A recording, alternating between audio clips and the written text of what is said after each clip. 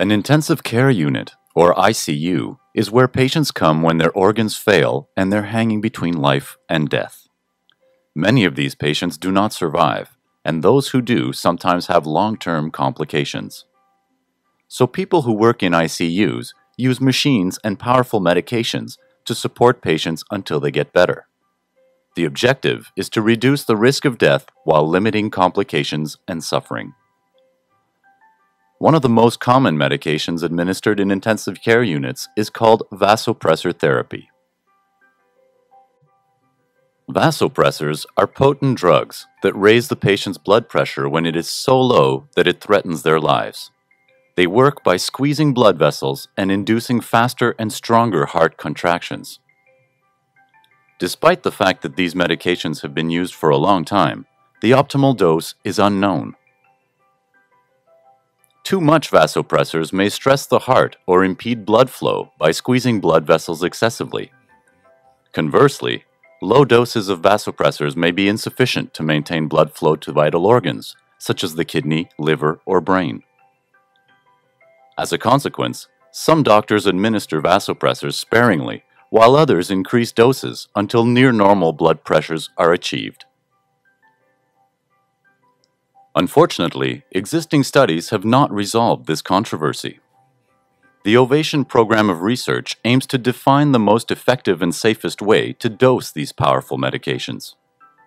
This study compares two different ways to use vasopressors. Using the first approach, doctors and nurses will administer more vasopressors in order to ensure that patients have blood pressures resembling what would be considered a normal blood pressure in a healthy human being. The alternate approach will tolerate lower blood pressures to limit the amount of vasopressors, hoping to avoid major side effects.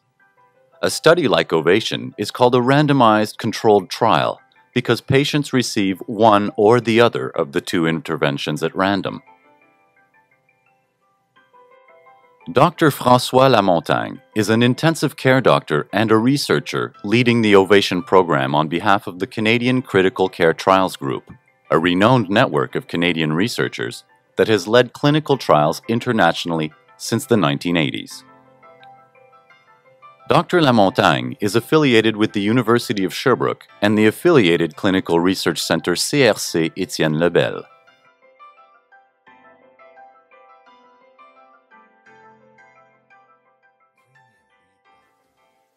Vasopressors were a new drug today. We have to study it carefully before using it. They became available long before medical research. So day in, day out, all we can do is the best we can do with the knowledge we have. However, it's also our responsibility to generate the new knowledge we need, new information required to guide care. For many people, medical research means studying new treatments, and they're right. But medical research isn't only about that. The public is often not aware that much of the care we deliver, even today, is not scientifically proven to be efficacious and safe. And why choose to study vasopressors over other interventions? My colleagues and I feel that this particular controversy is a priority because vasopressors are used in many different settings. They're very potent medications, potentially more dangerous than many other drugs we use commonly. And they're always given to patients who are extremely ill, potentially the most vulnerable patients of our entire healthcare system. So we really have no margin of error.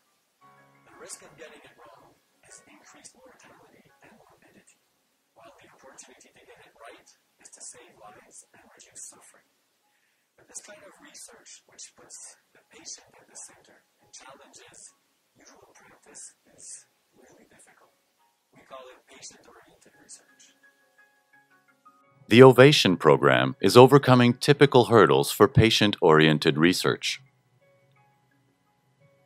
First, every healthcare professional involved, whether nurse, physician, or pharmacist, needs to be convinced that it is suitable to challenge common practices and that either option, high dose or low dose of vasopressors, is acceptable.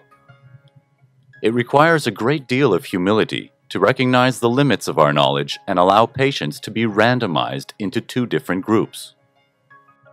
Second, Research about vasopressors lacks the appealing effect of novelty. When new interventions are tested, most individuals are inclined to try it out. Research about established therapies appears less compelling at first. Third, vasopressors are generic drugs. Pharmaceutical companies are seldom interested in supporting this area of research. This is why OVATION is entirely funded by research grants from organizations like the Canadian Institute for Health Research, CIHR, the Fonds de Recherche Québec Santé, FRQS, as well as philanthropic donations. The OVATION program measures outcomes that matter. It is likely that the strategies being compared in the OVATION program of research are each associated with a number of advantages and risks. This research will provide doctors with information to better communicate with patients and their loved ones, thereby facilitating informed decision-making. We're very keen to measure the clinical outcomes that matter most to people. We acknowledge that different individuals will have different priorities and values. For example, many are concerned by the impact of critical illness and critical care on the brain and their global quality of life should they survive. We want to be able to tell our patients and their family if we can prolong life with vasopressors, but also at what cost. We're determined to allow survivors of critical illness and also the public to participate in the research process. For example, by identifying high-priority clinical outcomes right from the start.